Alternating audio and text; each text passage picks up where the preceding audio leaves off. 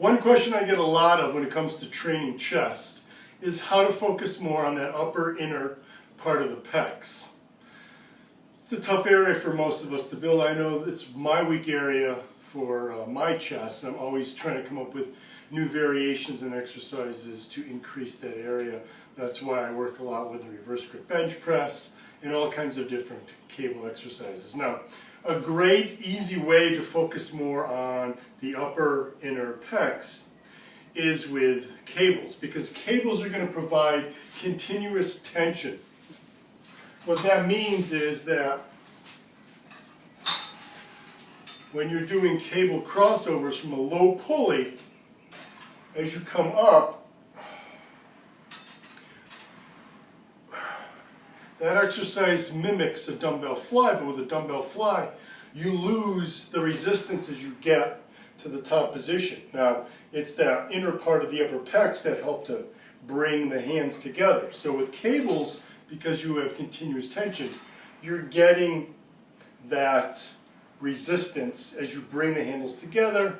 That upper inner chest is doing the work right there. So it really helps to bring up that area of the pecs. Now, one problem with doing cable crossovers from a low pulley is as you come up, you stop when your hands meet. Now, the pecs provide more of a range of motion than when the hands meet at the midpoint. So one way to help to increase the use of those inner upper pec muscle fibers is to cross your hands at the top when you do the cable crossover from a low pulley, and then you're going to switch hands. Now that gets a little awkward. So it's still, your range of motion is somewhat limited when you come up. So what I like to use is what I call the alternating cable crossover from a low pulley.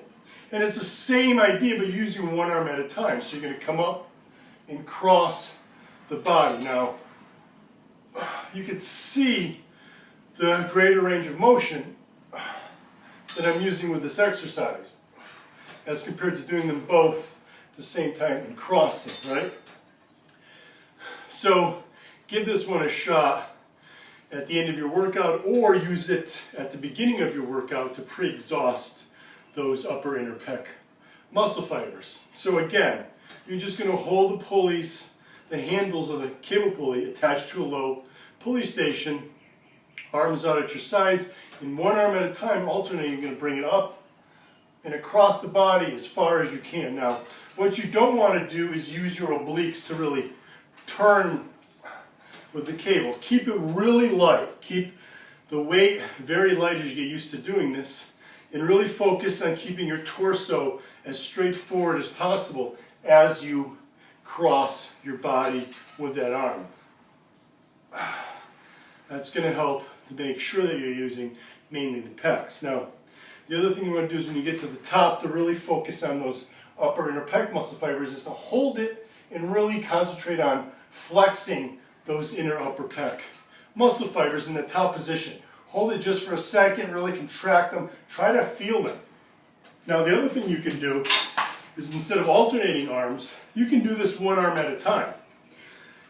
What you can do here now is, if you really have a problem focusing on this area, remember that mind-muscle connection is critical when you're training and trying to bring up a weak area, because a lot of times you're not utilizing those muscle fibers, not what we call recruiting them.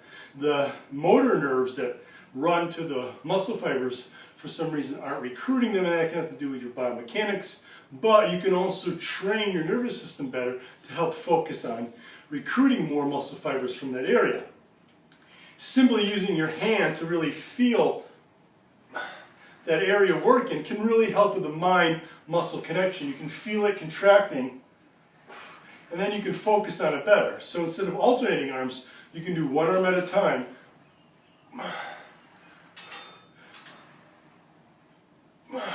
And again, keep the light weight, and then you've done all reps on that side. Simply going to switch arms and then do it on the other side.